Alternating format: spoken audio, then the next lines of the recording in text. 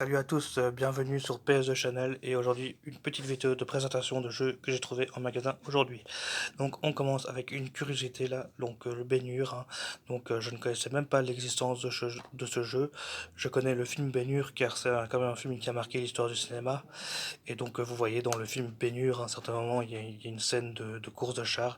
Et en fait ce jeu est un pur jeu de course, en fait de course de char qui se déroule dans les arènes de Rome. Donc c'est un jeu que j'ai vraiment eu pour pas cher, donc 2 euros. Mais c'est normal hein, parce que c'est en fait c'est une version allemande, hein, donc elle ne vaut rien. J'ai regardé la version PAL à combien elle est. Elle est aux alentours de 5 euros en fait. Ensuite, on a du PS2 Jap ici avec The Bouncer, un Bouncer hein, qui était présent au line-up européen de la PS2. Hein. Donc là, on est sur un des premiers jeux beat'em up 3D de la PS2. Hein. Donc c'est un jeu qui n'est pas exceptionnel, mais qui reste quand même sympathique. Ensuite, on a du. Donc voilà, trouvé pour 4 euros. Et celui-ci aussi pour trouver pour 4 euros, c'est le Ridge Racer 5, un super jeu de voiture, un super série de chez Namco hein, qui est disponible sur PlayStation et en arcade. Hein, donc un bon jeu de voiture là. Ensuite, encore un jeu du line-up, cette fois-ci présent au line-up européen de la PS2, hein, c'est le Tekken Tag, hein, aussi présent sur PlayStation et en arcade, hein, c'est le Tekken Tag. Un jeu de versus qui est sympathique. Trouvé pour 8 euros celui-là. Ensuite, une super trouvaille, une super affaire. J'ai trouvé le Final Fantasy X version internationale. Donc, c'est une version NTSC Jap. Hein, donc, pour la somme de 10 euros. Avec une super belle couverture. Hein, là, on est sur vraiment du très joli artwork. Hein. Ensuite, encore plus cher, pour 12 euros, j'ai rentré le GTA 3.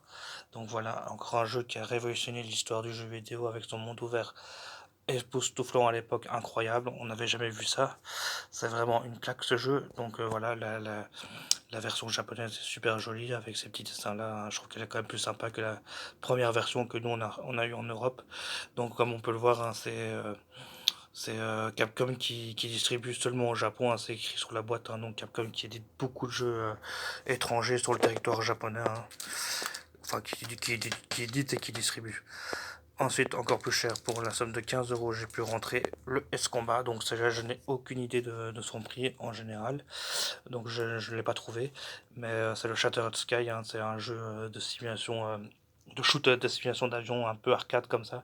Donc, un jeu sympathique, on va dire.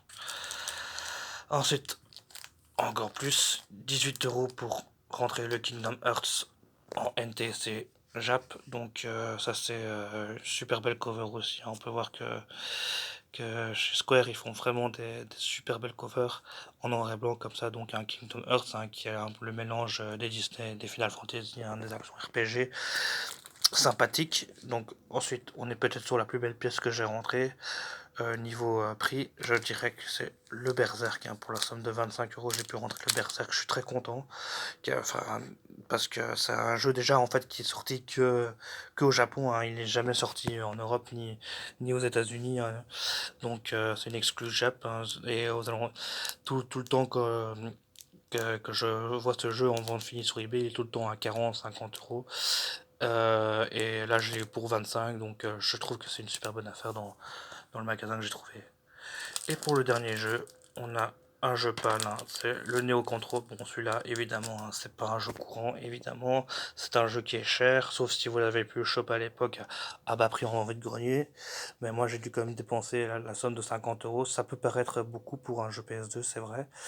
Surtout pour ce genre de jeu, on va dire, mais comme il n'est pas très courant et j'ai regardé un peu les ventes finies sur eBay, il tourne aux alentours des 60-70 euros, alors que, et sur Amazon, il est vendu à 70 euros carrément. Hein. Donc voilà, c'est quand même une affaire, on va dire, pas une excellente affaire, mais une petite affaire, on va dire. Et voilà, merci pour cette vidéo.